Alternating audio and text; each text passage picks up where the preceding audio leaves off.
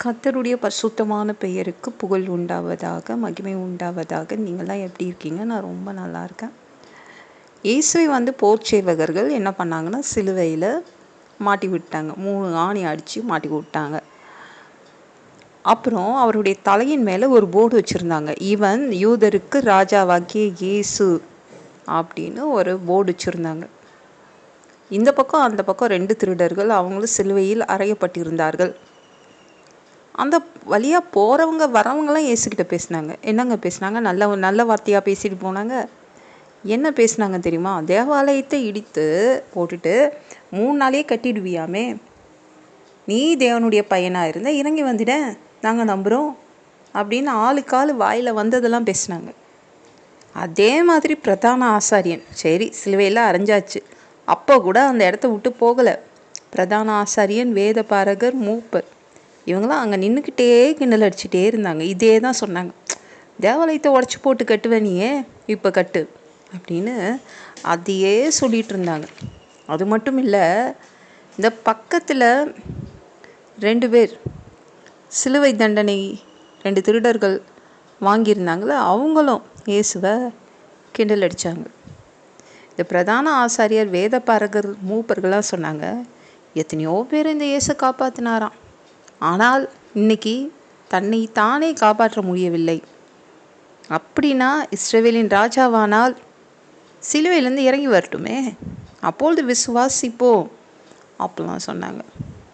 நாங்கள் தேவனுடைய பையன் என்று இயேசு சொல்லிட்டு நம்பிட்டு இருந்தார். பாவம், அப்படி தேவன் இவன் மேலே பிரியமாக இருந்தால் காப்பாற்றட்டுமே, பிதா காப்பாற்றட்டுமே அப்படிலாம் பேசினாங்க.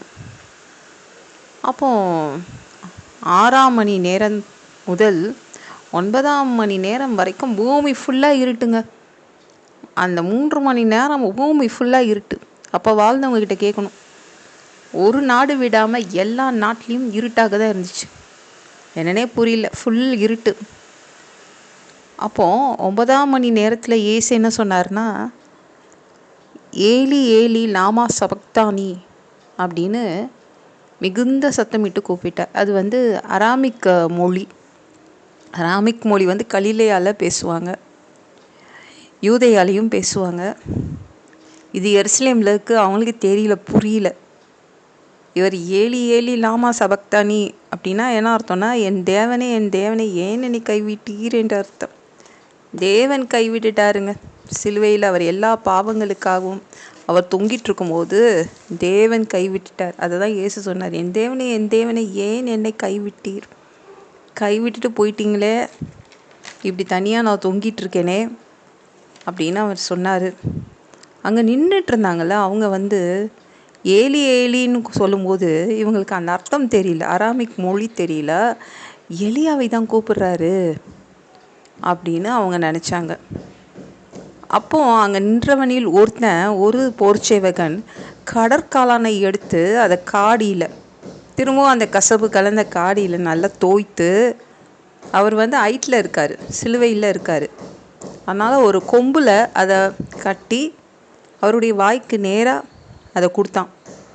ஆனால் மற்றவங்க என்ன சொன்னாங்கன்னா, பொறுமையாயிரேன், எதுக்கு நீ கொடுக்குற, இப்போ எலியா வருவாராம் போல், எலியா காப்பாற்றுவார் போல், பார்ப்போமே என்னதான் நடக்குதுன்னு பார்ப்போம் அப்படின்னு எல்லாரும் காத்துட்ருந்தாங்க. ஏதாவது ஒரு அற்புதம் செய்வார் போல் அப்படின்னு காத்துட்ருந்தாங்க.